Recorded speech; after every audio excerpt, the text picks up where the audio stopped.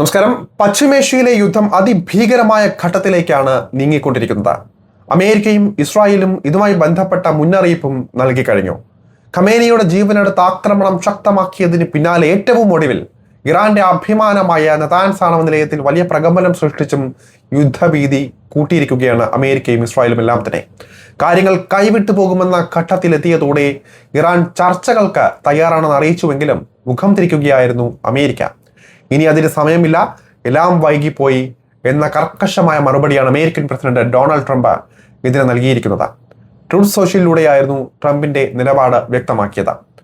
Iranian നേതാക്കളുടെ അഭ്യർത്ഥന പ്രകാരം അവരുമായി ചർച്ച നടത്താൻ താൻ സമ്മതിച്ചിട്ടുണ്ട് എന്ന കഴിഞ്ഞ ഞായറാഴ്ചത്തെ പ്രസ്താവനയ്ക്ക് പിന്നാലെയാണ് ട്രംപിന്റെ ഈ ഒരു പുതിയ പരാമർശം വന്നിരിക്കുന്നത്.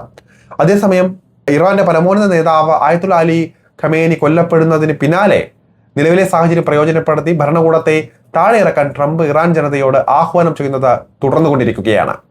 ഇറാന്റെ മിസൈൽ സംവിധാനങ്ങളും നാവികസേനയും ആണവ നിലയങ്ങളും പൂർണ്ണമായും തകർക്കുക എന്നതാണ് ലക്ഷ്യമെന്ന് ട്രംപ് ആവർത്തിച്ചിട്ടുണ്ട്.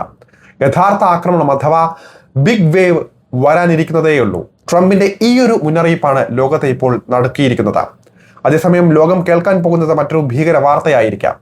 ആക്രമണം ശക്തമാക്കുന്നതിന്റെ ഭാഗമായി ടെഹ്റാൻ പിളർത്താൻ അമേരിക്കൻ കാലാൾപ്പട ഇറങ്ങുന്നുവെന്ന സൂചനയാണ് പുറത്തു വന്നുകൊണ്ടിരിക്കുന്നത്. ഇതുവരെ ഇസ്രായേൽ അമേരിക്ക സംയുക്തമായി വ്യോമ നാവിക ആക്രമണമാണ് നടത്തിക്കൊണ്ടിരുന്നത്. എന്നാൽ കരയുദ്ധത്തിന് അമേരിക്ക തയ്യാറെടുക്കുന്നുവെന്ന അഭ്യൂഹം പരക്കുന്നതോടെ ലോകം വിറയ്ക്കുകയാണ്. നമുക്കറിയാം, ഏറ്റവും അപകടകരമായ യുദ്ധമുറയാണ് കരയുദ്ധം.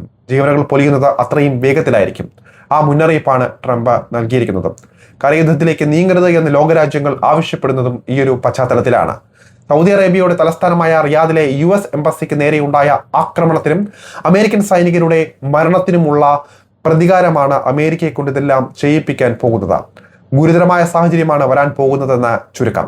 ഇറാനെതിരെ ഇനി ഒരു തരത്തിലുമുള്ള സമാധാനത്തില്ല എന്ന നിലപാടാണ് ട്രംപിനുള്ളത്. ഭ്രാന്തന്മാർ നയിക്കുന്ന ഒരു രാജ്യത്തിന് ആണവായുധം ലഭിക്കാൻ അനുവദിക്കില്ല എന്നും ഇത് ലോകത്തിന്റെ സുരക്ഷയെ തന്നെ ബാധിക്കുന്ന കാര്യമാണെന്നും ട്രംപ് പറഞ്ഞിട്ടുണ്ട്. അമേരിക്കയും ഇസ്രായേലും സംയുക്തമായി നടത്തുന്ന ഓപ്പറേഷൻ എപ്പിക് ഫ്യൂറി ഇതിനോടകം തന്നെ ഇറാൻ ഭരണകൂടത്തിന് വലിയ ആഘാതമാണ് സൃഷ്ടിച്ചിട്ടുള്ളത്. ഇറാൻ പരമോന്നത നേതാവ് ആയത്തുള്ള അലി ഖമേനിയുടെ വധത്തിന് പുറമെ നിരവധി ഉന്നത ഉദ്യോഗസ്ഥരെയും America വധിച്ചിട്ടുണ്ട്.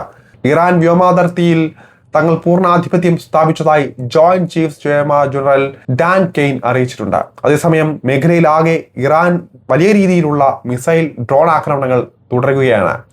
Saudi Arabia, Qatar, Kuwait, UAE എന്നിവിടങ്ങളിലെ അമേരിക്കൻ കേന്ദ്രങ്ങൾക്കെതിരെ ഇറാൻ നിരന്തരം ആക്രമണങ്ങൾ അഴിച്ചുവിടുകയാണ്.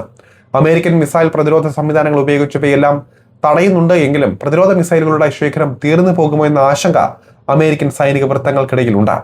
ഇറാന്റെ മുൻ പ്രതിരോധ മന്ത്രി ആമീർ നസീർസാദെ കൊല്ലപ്പെട്ടതിന് പിന്നാലെ താൽക്കാലിക ചുമതലയേറ്റ മാജിദ് ഇബ്നു അൽ റസയും US ഇസ്രായേൽ ആക്രമണത്തിൽ കൊല്ലപ്പെട്ടതായ വിവരങ്ങളും പുറത്തു വരികയാണ്. എന്നാൽ ഇറാൻ ഇതുവരെ ഔദ്യോഗികമായി ഇത് സ്ഥിരീകരിച്ചിട്ടില്ല. തകർക്കപ്പെട്ട കമാൻഡ് സെന്റർ ഇറാന്റെ അതീവ സുരക്ഷയുള്ള ലീഡർഷിപ്പ് കോമ്പൗണ്ട് തകർത്തതായും ഇസ്രായേൽ അവകാശപ്പെടുകയാണ്. ഇറാൻ തൊടുത്തുവിട്ട 186 മിസൈലുകളിൽ ഭൂരിഭാഗവും UAE തകർത്തുവെങ്കിലും ആക്രമണങ്ങളിൽ 3 പേർ കൊല്ലപ്പെടുകയും 68 പേർക്ക് പരിക്കേൽക്കുകയും ചെയ്തതായി UAE മന്ത്രാലയം അറിയിച്ചിട്ടുണ്ട്.